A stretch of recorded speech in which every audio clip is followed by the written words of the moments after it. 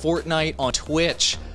Perrin, just tell us what we're gonna do here. I think we're gonna get discovered today by streaming Fortnite. Perrin, what are you doing?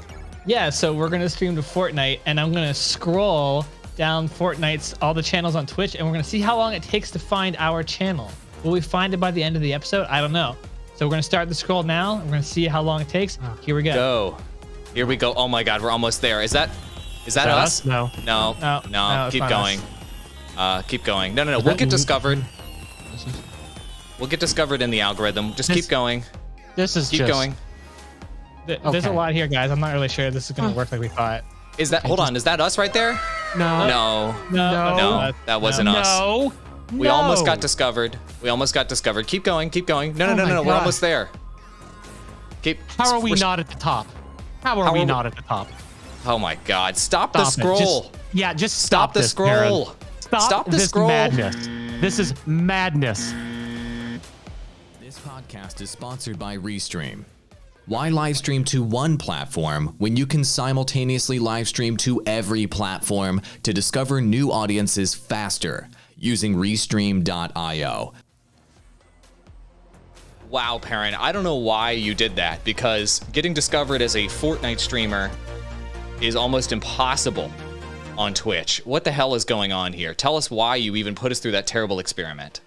Okay, so this is an experiment, and I've done this once before, and I wanted to do it live for all of you to show and demonstrate how many Fortnite streamers there are. Because I think we talk about this a lot, like Fortnite's oversaturated.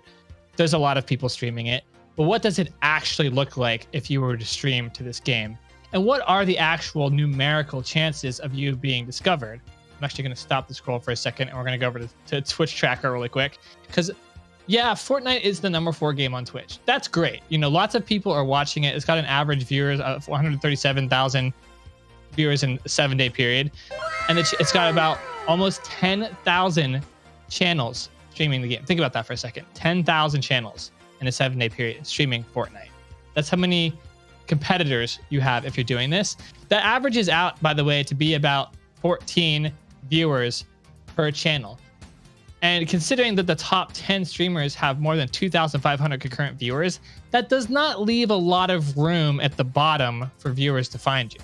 In fact, the bottom is so bloated with 0 to 1 concurrent viewers that it can take up to 45 minutes alone to scroll through all of those. And I've actually to date never been able to scroll to the end of all the Fortnite streamers. So I'm going to continue scrolling to see if we can do it, because I really want to do it. But right now we're still at 6 concurrent viewers. And as you scroll down, there'll be 100 streams with 5 concurrent viewers. There'll be 300 streams with 3 concurrent viewers.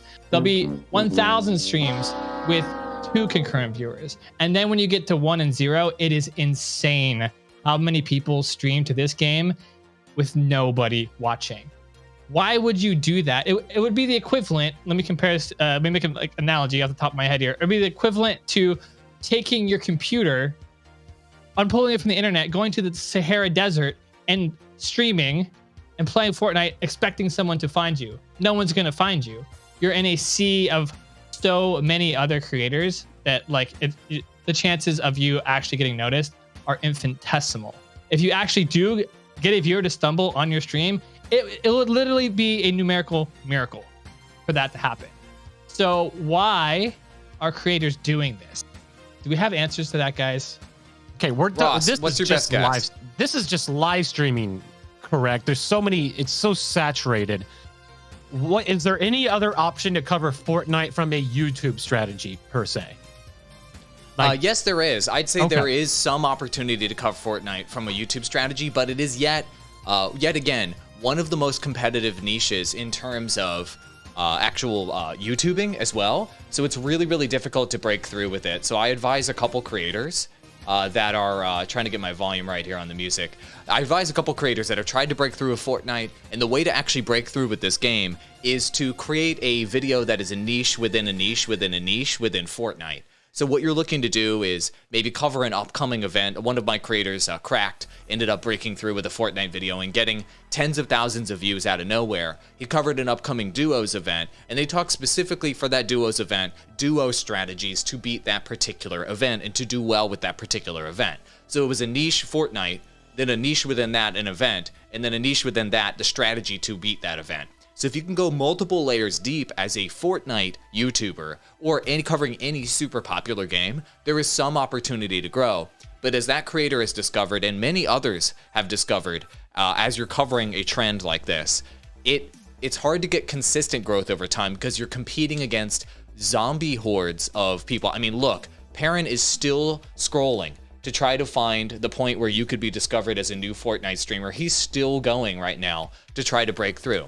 And the same thing is the case absolutely on YouTube as well. And so this is something that I want to advise all of you guys to think about. I've talked about this statistic before, but there's been stats where different universities and different kind of sociological studies have been done surveying kids between the age of 8 to 12. And 29% of them want to be vloggers, or they want to be online live streamers or online influencers. And so the folks that you're competing against when you're trying to break through in a trend like Fortnite or any of these mega trends, I think even Free Fire would fall into this category, are young people that are just playing the game and are just nonstop streaming them playing the game. And if you look through a lot of these streams that you see on the screen right now, if you could just hold steady for just a moment, a lot of these people that are streaming that are here at the bottom of the list that only have 3 viewers, do you notice how few of them actually have webcams? And so a lot of these people that are at the bottom with just like, there's like 1 in 10 streams or so here actually have webcams when you look at the preview. So most of these folks are just streaming gameplay of Fortnite. So in order to break through in this trend, obviously one of the key things is to do something unique. So being a freaking dude that is just playing Fortnite with a webcam on is definitely not unique in a space where you're competing against tens of thousands of streamers that are trying to break through at any given moment. And that's a lesson that we keep talking about over and over and over again in 2021, especially in highly saturated spaces like Fortnite. What are you doing to break through? What are you doing that is better than anyone else in Fortnite? And don't give me the answer of, well, I'm good at the game. Guess what? There's a million people that are good at the game, so nobody cares about that. And don't give us the answer of, well, my personality's good. There's a million people whose personality are good. So what are you doing on top of that? Do something wildly unique and wildly interesting, and then people might actually care. Back to you, Ross. Yeah, I think you pretty much just nailed it on the head. How many minutes are you in on scrolling through this, Perrin? When did we start? When did we start? Like, I don't know. I lost track of time. I'm lost. It's been a good 8 or 9 minutes, and I think this, just seeing you do this. I mean, we all knew that this was pretty oversaturated. We knew that this game was being covered by everybody and their mother, it seems like. But actually going through and seeing this, I hope this is the perfect example so you can understand how oversaturated it is and how much competition you're actually going to have in Fortnite. Now, listen. No one here is saying that Fortnite's a bad game. That's not what this is about. Fortnite pretty much revolutionized video games. And whether you like it or not, that's the truth.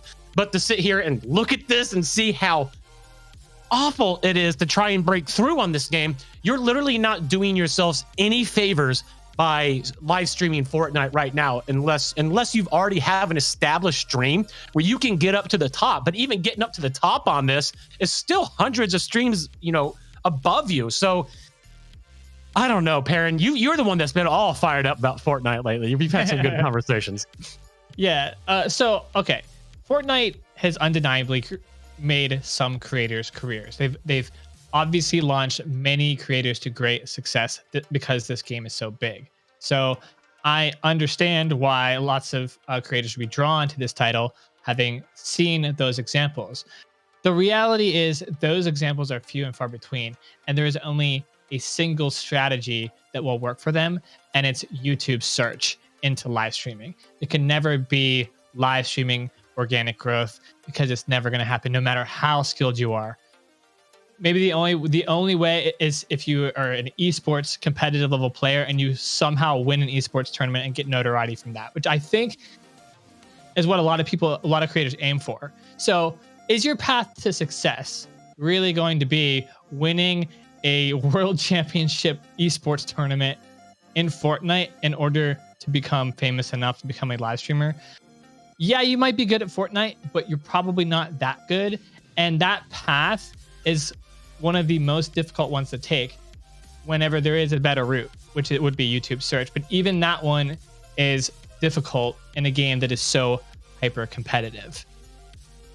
Something that hurts here, I think a lot of creators stream Fortnite because they're already playing the game. They love it. They think they're pretty good at it. And they say, I may as well stream. I mean, why not stream? If I'm already playing it every night and me and my boys were pretty good at this game, I might as well stream it. Maybe I'll get noticed. You're actually doing the creator community for Fortniters a huge disservice by doing that, because it's already so saturated by people doing that creators who are actually trying to grow on Fortnite will never be able to grow, because you're throwing more dead bodies into the pile that they're going to have to climb through in order to get noticed.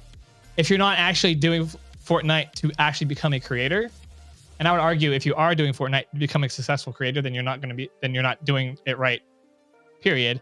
But just streaming just because you can is not a good reason to stream Fortnite if you care at all about the community or anything like that. So, moral of the story, don't just stream Fortnite. And in fact, don't stream Fortnite, period. Do a YouTube strategy. That's the only way to go. And that's not going to change in 2021. It's only going to get more competitive with more streamers trying to make it big on Twitch, specifically in Fortnite. And it's just not going to happen. The numbers show it's not going to happen. No matter how good you are, it's not going to happen for you there. You got to do something different. You got to change up the game, and you got to be unique, and you got to attack it from a different angle. And that's what we preach here on the podcast. That makes sense. And really quick, if you could pull up the Twitch tracker stats on the top most streamed games versus the most watched games, and I want to show everybody the disparity there in just a moment. But I have experience growing YouTube channels with highly saturated competitive esports games. And one of the best ways to break through with games like this, if you are still wanting to be a Fortnite streamer or wanting to break through with a highly competitive game, is to make content that is way outside, is way more unique than what everybody else is releasing for the game. So for example, doing role-playing content for Fortnite is content that could break through because it's more difficult to do and it's unique. Doing things like machinimas for Fortnite is something unique and something that other people aren't necessarily doing. Doing things like music videos or rap battles or something kind of around the culture of Fortnite is something that could help you break through in Fortnite. Doing things like meme review for Fortnite and what's going on in the Fortnite community is something that could help you break through. And so these ideas, doing list videos for something like Fortnite, top 10 things that Fortnite creators hate, top 10 things that we want from Fortnite, and doing all of this content that actually doesn't require you to do any gameplay of Fortnite is the only way to break through, even having a chance to break through with a trend like this. Because as we just showed you with this endless scrolling list of doom, there is so much gameplay being pumped into the market on Twitch, on Facebook gaming, on YouTube gaming, etc. for games like Fortnite, that it's impossible to break through with gameplay itself. So you need to be thinking of non-gameplay ideas for content to break through in a gameplay specific space like this. Let me also add some streaming ideas to you of potential ways that you could break through, because as we're seeing right now, all of these people that are stuck at the bottom of the pile here on Twitch are never going to get up toward the top, right? They have no chance in any universe of getting up to the top. Maybe one of these people on this entire list will maybe one day get a couple hundred concurrents, and everybody else will fail. So if you want to break through as a streamer, you can also be thinking about ways to do something extremely unique with your stream itself. Just a few creative ideas rather than Fortnite solo arena or road to 1000 or whatever, these generic ideas that have been done a million times. You can do things, these are just generic ideas of how to do something unique. I'm just trying to inspire you. Do things like a hot sauce challenge while you're playing Fortnite. If you lose, you have to eat increasingly spicier wings. You could do ghost pepper challenge. People, donate you money and you have to eat an extremely spicy pepper.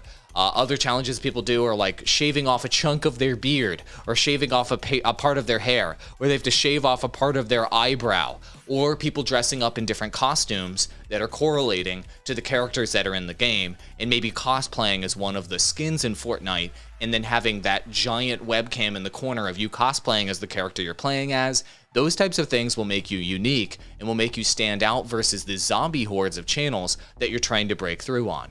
The point of me telling you all of this is you have to do something very, very, very unique to break through in this space. All these people right here, they all have Streamlabs. Some of them have webcams. They have overlays. They have Twitch bots. They're doing all the same generic stuff that every other Fortnite streamer is doing. So if you want to break out literally in a crowd of, like just imagine yourself in the middle of a theater. Just imagine yourself in the middle of a theater or a football stadium. Or a professional sports stadium, some variety. You are one person in an audience in a stadium of people. How can one person stand out in that audience? And that one person to stand out has to do something insane. Think about the guy that gets on camera in the stadium and gets like that shot or whatever from the TV station. It's the person with the craziest costume for the team, right? Or it's the most attractive female in the audience. Or it's the person that runs on the field and does something crazy. Or it's somebody that has the most hilarious sign in the audience in the stadium. Fortnite streaming is the exact same way, where if you don't do something that's so crazy that it makes you different and it makes you stand out versus all those other people in the audience in that giant stadium of Fortnite creators, you have no chance to get noticed. So take a look at those sorts of examples in real life of an individual person being noticed in a stadium full of tens of thousands of people. That is literally what you're up against. I mean, we're kind of making fun of it right now, if you will. This giant list. He's still scrolling down the list of people that you have to get noticed from. I haven't made it to one concurrent viewers yet. He hasn't made it to one concurrent yet. Maybe I'm close. Maybe I'm close. It's loading. Yeah, so what I'm telling you is not an exaggeration. You have to do wildly unique and super high effort things to be noticed as a streamer. So just thinking like I'm gonna grind it out every day and just the more hours I put in, the better, then I'll get noticed. I'm sorry, you aren't gonna necessarily get noticed. And one thing, and I'd love to go to these Twitch tracker stats if you want to pull those up. I want to show the disparity here. Here it is. I want to show the disparity here. This is the most, can you walk us through the numbers here of the most viewed games versus the number of channels covering those games, and show the disparity between those two things with Fortnite specifically, Perrin. Walk us through the numbers. Yeah, so let's compare it to something like, maybe just chatting could work. Yeah, okay, here we go. Just chatting, having an average of 300,000 7-day viewers and less than 5,000 channels. Okay, if you do some quick napkin math on that, and I'm going to pull out my calculator because I can't math live. Well, there's viewers per channel every 7 days in the bottom right-hand corner of the stats there. They're already doing the math for you. Oh, yeah, they are. Okay, so 68 per. Now, the top ones are going to have tens of thousands, but 68 is, like, that's not bad. Let's compare that to a couple other ones and see really quick. If we do just chatting, what does that look like? Wait, we were just looking at that, actually. Rust. Rust is even better. Now, Rust is big. You got to understand Rust is big because of an RP server for all the top creator talent that you have to get invited to. So if you're not in that sphere, it's going to be hard to get ahead. But the average viewers per channel, if you're looking at that number, that looks pretty nice.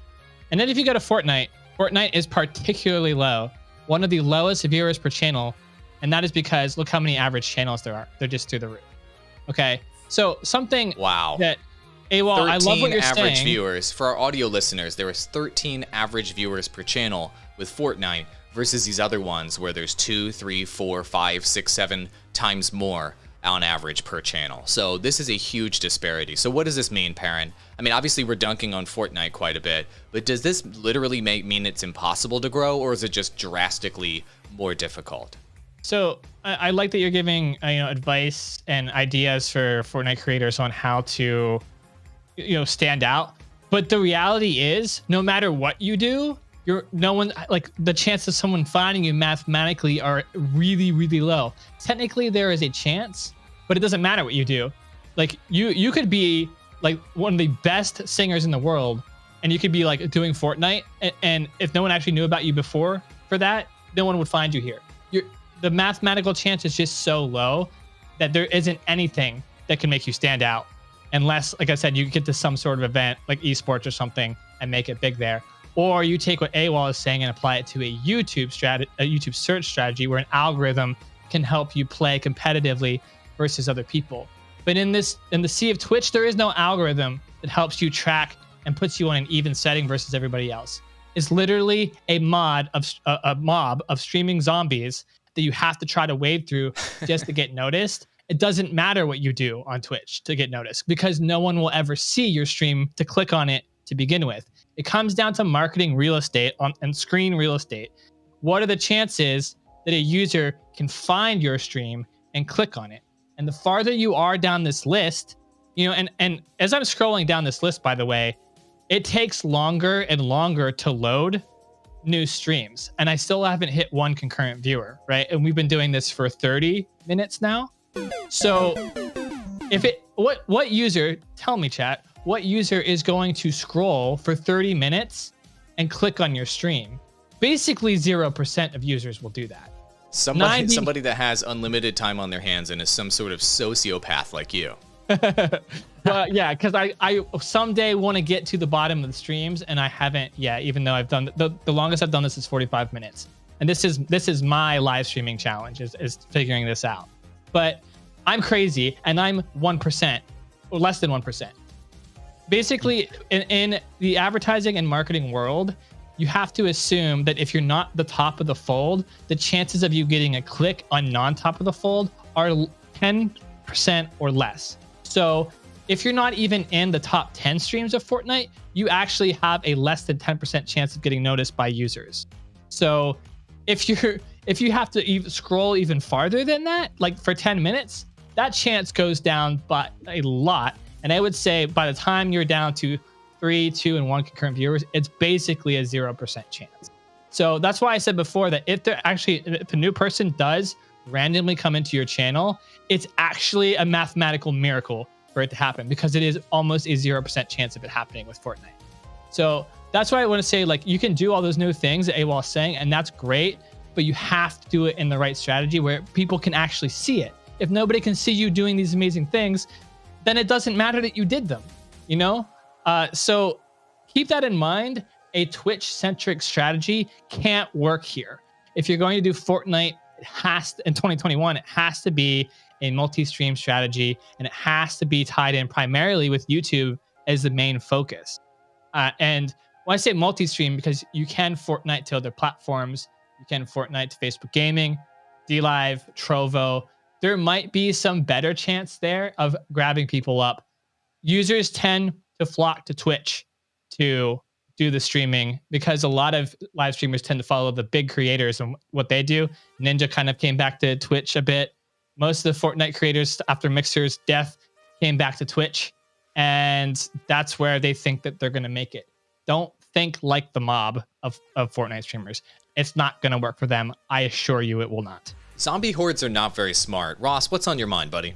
I got a lot on my mind. First of all, Perrin mentioned miracles. Well, everybody knows if you watch this podcast, miracles are a lot more likely to happen. But a question I want to address that I know we're going to get in the comments eventually, and I'm just going to do my best impression here. Hey guys, I have to stream Fortnite. It's my jam. What happens if I try to bring people to my Twitch stream from other platforms? Will that help me get higher up in the rankings? From my Twitch stream to other platforms? Or social media? Yeah, I would say this. So if you are insisting on streaming Fortnite, which look, if it's your number one passion in life to stream Fortnite, do it. That's fine. Be a happy person. Life is short. Do what's going to make you happy. But if you're going to do that, I highly recommend that you restream at the very least. And you want to be streaming on these platforms, and Ross is going to drop a link in chat right now for you guys to restream. It at least helps you maximize your growth opportunity as a content creator, where if you're only streaming to Twitch, I mean, you're going to have to deal with the zombie horde that Perrin's talking about there. There's also zombie hordes for this game on other platforms too. You want to be multi-streaming. If you're insisting on doing this game and you love it, you want to be streaming on Twitch and YouTube gaming, and you want to be streaming on Facebook gaming. And I would also these days add DLive to the mix and Trovo to the mix, guaranteed. You want to be going live on at least all 5 of those semi-major platform, major and semi-major platforms to at least try to maximize some sort of growth opportunity. And as any new gaming platform comes up in the future, if you multi-stream there before other people do, there is a possibility that you could pick up a few viewers along the way. We're not saying that this is definitely going to work and you're going to get big doing this, but at least you're increasing your probability of growing as a Fortnite creator in a situation where there's a relatively low probability of growth in the first place. I mean, Perrin is just there to dunk on all these 8 to 12-year-olds that are streaming Fortnite, literally. I understand. He hates children, and that's just a part of who he is as a human being. But for anybody that feels that this is the thing that they have to cover, you've got to multi-stream if you want to maximize that growth opportunity, and it's still a low probability growth opportunity. That's my opinion. At the end of the day, we're here to support people's passion, and the whole point of this podcast is to help you guys grow, is to help you guys actually become a success as a content creator. And that's why we're advising against streaming something like Fortnite, because it has such a low probability of growth. But if you have to do it and you're compelled, then don't listen to us and do it anyway. And use this time as a Fortnite streamer to get new skills that you can apply later in life or to other games, such as YouTube channel management skills, social media management skills, learning how to use all of the equipment in your home studio like I have and like we have as a team here, learning graphic design, learning how the algorithms work, doing research and watching shows like this. All of those skills and all of that knowledge that you're picking up as a probably failing Fortnite streamer is something that you can apply later in your career, or you could apply to streaming other games later whenever your passion maybe moves over to a game that's actually viable potentially for streaming. That's my best answer to that question. We don't want to dunk on anybody's dreams. I know Perrin does because he's a sociopath and a serial killer, but I don't want to. And I think that's the best answer. If it's your passion, then use your time with your passion to learn and to build yourself as a professional and to build yourself as a creator and actually make some use out of that time, because as Perrin clearly outlined, that time is sure as hell isn't going to get you followers, views, and engagement and concurrence. That's for sure. Right, back to you, Ross. We're going to get to our question of the day, but first, I just want to say, Perrin, you look spectacular today. I don't think anybody said anything nice about you. I think it needs to be said. Your glasses look magnificent on you. That smile is wonderful. Gee, thanks, Ross. I would love to see. I know. I would love to see what that smile looks like after you dunk on some kids. So let's get to the question of the day. This comes from an older video or an older episode we did a couple of weeks ago. It's from X. I think that's actually supposed to be like expent. I don't know. I have a question. So in a previous video, sometimes you guys said send followers to Twitch, a non-algorithm platform. Interesting. Felt that question I asked earlier. But now you're saying stream to an algorithm platform more? Like, which one is best, guys? Also, I video edit game content, but instead of me posting on YouTube, I post it on Facebook Gaming. Is that a good idea? I use Facebook Gaming for edited content, then I stream on YouTube. Gentlemen. Thank you for the question. I'll let the sociopath answer the first part of this, which is the confusion that they had with which platforms to stream on, the algorithm versus no algorithm thing. Can you explain that to us in ice cold, emotionless, sort of jibber jabber here, Perrin? Yes, clearly XK9ENT. I'm not sure how you're supposed to say her name. You're a bit confused, and it's okay. We offer lots of advice in this podcast all the time. And I'm not sure if in this episode we did say to stream to an algorithm platform. Most of the time, we offer advice to multi-stream to all of the platforms simultaneously with Restream. That way, wherever you're getting traction, you can pick and choose to leverage that platform the most. Then we normally explain that if you want to grow on your live streaming concurrent viewership, you need to grow traffic on an algorithm platform like YouTube search, which we aren't saying stream on YouTube. We're saying create video content on YouTube to mine YouTube search and use those videos with one direct call to action to your Twitch channel that does not have an algorithm. That way you don't have to re-go through that algorithm to get your viewers again when you go live. Hopefully that cleared that part up. So you're talking about then editing and posting VOD content on Facebook Gaming. Is that a good idea? Yeah, actually it is. I would say the more content you can post to your Facebook Gaming page, the better. I would also, if you're live streaming just to YouTube, I would multi-stream Facebook Gaming as well. Streaming to Facebook Gaming, you can get growth, organic growth, which means just by streaming, you can get new viewers coming into your stream, depending on what game you stream on Facebook Gaming right now. So it is a good idea to also be streaming as well as doing your VOD content strategy on Facebook Gaming at the same time. Did I explain that clearly, guys, or did I just mess it up more for him? No, I think you nailed it. That's good. So I think that's solid advice. We also have another question here in chat. Let me pull chat up on the screen here from Caramel Cowboy. Can you read that one to us? I can.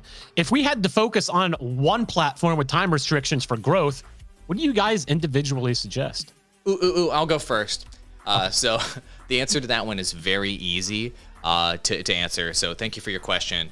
And it's YouTube. So if you were to spend 100% of your time doing one activity as a gaming content creator, and I'll let you guys answer, you probably have the same answer, but I'll let you guys answer. It's creating edited YouTube videos and growing a main YouTube channel and doing topic research, delivering content for high demand search terms that have a low supply, and building up an audience on YouTube, because YouTube has the most discoverability. It is the most consistent growing gaming content creator platform, and it is the one platform that has generated the most full-time gaming content creators of any platform out there, more than Twitch, more than any of these others, and it's probably moving forward going to continue to be the best. So focusing 100% on a YouTube channel, if you can only pick one, that is the way to go. And I can tell you, in my coaching calls that I do with people, whenever they ask how they should allocate their time, how much should I spend on streaming versus YouTube channel, I almost always try to suggest at the beginning 80% of their time on YouTube, and then only 20% of their time on streaming, even if they're multi-streaming. Because even if you're multi-streaming, there's still a better chance for you to grow as a content creator making edited YouTube content than there is multi-streaming most of the time. Some of the time that's not the case. And I'll kick it over to Perrin, actually, who can explain an exception to that situation that he ran into last year, where he ended up exploding as a streamer, out of nowhere just multi-streaming. So that is possible in certain market conditions. So I found some success because we recognized on Facebook Gaming that there was organic growth. And again, organic growth is whenever all you have to do is create content and viewers or audience or fans will naturally see it because of the supply demand or because of the newness of the platform or for a myriad of other possible reasons. So Facebook Gaming early on had a ton of explosive amounts of organic growth. And this is, as content creators, you always want to keep an eye out for this. You want to be looking for new shaking and moving of tech platforms and what's going to happen, where you might be able to get a leg up and get organic growth. For social media people, this was Instagram when Instagram first dropped, and Instagram had organic for a long time, which means all you have to do is create content and the people will come. That's the best case scenario. Most of your successful live streamers have gotten there one of two ways. They've gotten there by leveraging YouTube primarily, and that is the most common way to do it now, or they got in when Twitch was lucrative, when Twitch had organic growth. They got in early, and when you could stream whatever you wanted to, and you would have 200 people randomly show up because of the supply demand. There were more viewers than there were streamers. We were there at that time. I mean, I remember you and I would get thousands of concurrents out of nowhere with game launches and stuff. That sure as hell doesn't happen anymore. No, I mean, I remember I randomly fired up Team Fortress 2 one day and streamed it, and I'd never streamed before, and I had 200 concurrent viewers because of the supply demand, and the platform was new. So Facebook Gaming, we recognized an opportunity, where I could just create content there and I would get viewership. And I leveraged that opportunity. I hit it hard, I hit it strategically, and I recognized it very early on because a lot of other creators are doing this as well. So you're going to have competition and you're going to need to beat them to the punch.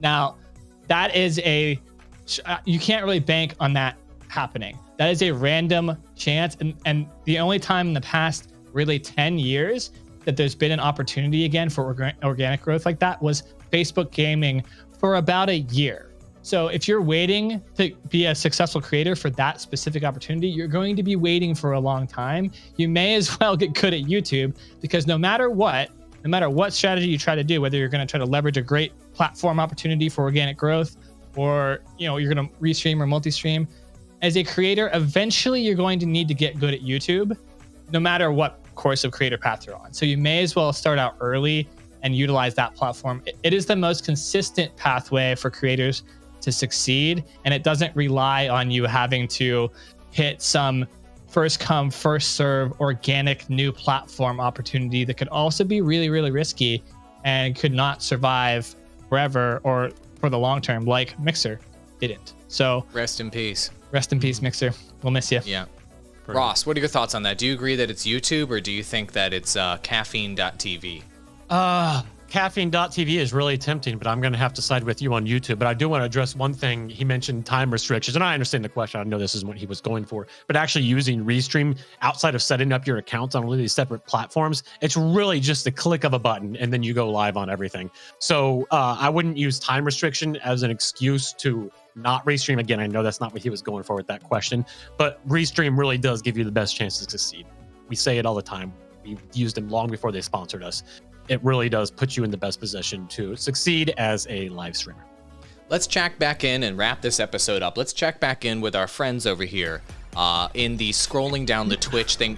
How far are we down the list here? We made it to one concurrent viewer, but this is where it will take like an hour alone to get through these. And I don't know if you have noticed, but it takes a really long time for the scroll to load now. And the last time I did this, eventually the page lags out because it can't load anymore, and it will refresh. So it actually might be almost impossible to hit the bottom. It's impossible to get down to the 0 viewer Fortnite streamers. We feel so bad for you guys. Look at what this means real quick. If you have 0 concurrent viewers on your Fortnite stream, it actually is literally impossible to load you. Like they will never see you. So, and I have a good PC. I have a good rig. I should be able to load this, right? No, I won't. I don't think I'm going to be able to get to 0. So, you know, if you're streaming to 0 concurrent viewers on Fortnite, you literally can't even be loaded to be watched. Yeah. Wow, by the way, stream has a hand cam. That one has a hand cam there. They have 1 viewer. So doing hand cam, not a unique value that's going to get you viewers. It's just literally impossible to get down to the bottom. Holy moly. Look at this. This is 35 minutes of scrolling. 35, actually over 35 minutes of scrolling here. Wow. Should we open up a charity, Ross, where we like pay people to scroll down Twitch to go find streamers at the bottom? Do you think that would be something that could help this community grow? Yes, out of all the charities that need help right now, this is going to be the one that we need to focus our attention. I agree. Wrap this up for us. Wrap our heads around what we just talked about today, because we dunked on the Fortnite possibilities quite a bit, but it's not necessarily that desperate and that dire overall as a content creator, right? Wrap this up for us, man. I will, but actually I want Perrin to wrap it up because I think he's got a stream that he needs to talk about that he's going to be doing tonight. It's not going to be Fortnite, but after all the abuse that AWOL laid on him today, it would be a huge disservice for our faithful listeners or watchers to not go on his stream and tell him how handsome he looks this afternoon. Perrin?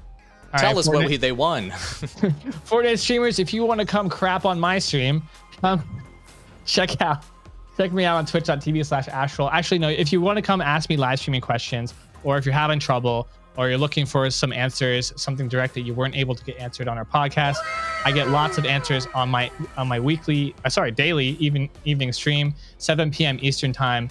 I stream Mobile Legends, a mobile game, and I multi-stream. So if you have any questions there, I'm happy to answer them for you. There you go. Perfect. Right there. Twitch. Go talk to Astral. If you're a Fortnite streamer and you hated what he had to say today, go there and dunk